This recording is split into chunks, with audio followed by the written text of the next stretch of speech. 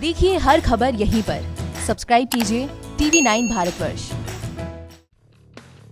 Badminton उन खेलों में शुमार है जिसमें ओलंपिक मेडल की उम्मीदें भारतीय खेल प्रेमियों को हमेशा रहती हैं। इसकी शुरुआत 2012 लंदन ओलंपिक्स में साइना नेहवाल ने की थी, जब उन्होंने ब्रॉन्ज मेडल जीता था।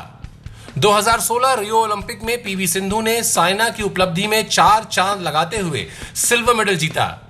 अब भारतीय खेल प्रेमियों को बैडमिंटन के खेल से ओलंपिक गोल्ड मेडल की उम्मीद है, लेकिन कोरोना की वजह से टोक्यो ओलंपिक को टालना पड़ गया था।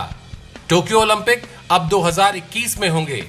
परेशानी ये थी कि कोरोना की वजह से भारतीय बैडमिंटन खिलाड़ी प्रैक्टिस नहीं कर पा रहे थे, लेकिन अब उनकी ये परेशानी दूर हो गई है। शुक्रवार से हैदराबाद के साई पुलेला गोपीचंद बैडमिंटन एकेडमी में पीवी सिंधु, बी साई प्रणीत और एन सिक्की रेड्डी जैसे खिलाड़ियों ने अपना अभ्यास शुरू कर दिया।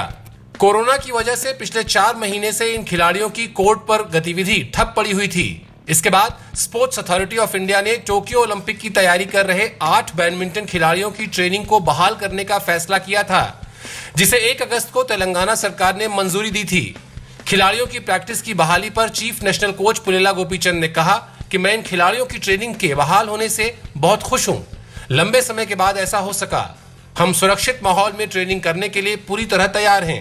पीवी सिंधु के अलावा 8 खिलाड़ियों में साइना नेहवाल, किदांबी श्रीकांत, अश्विनी पोनप्पा, चिराग शेट्टी, सात्विक साईराज भी शामिल हैं। साइना नेहवाल ने अभी अपनी ट्रेनिंग शुरू नहीं की है।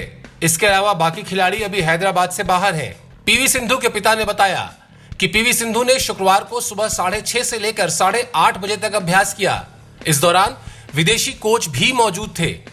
पीवी सिंधु अब इसी समय पर लगातार अभ्यास करेंगी।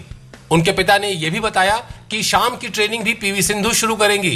पीवी सिंधु की ट्रेनिंग के बाद प्रणीत और सिक्की ने भी ट्रेनिंग की। इस दौरान कोरोना संकट से बचने के लिए तमाम जरूरी एहतियात भी किए जा रहे हैं।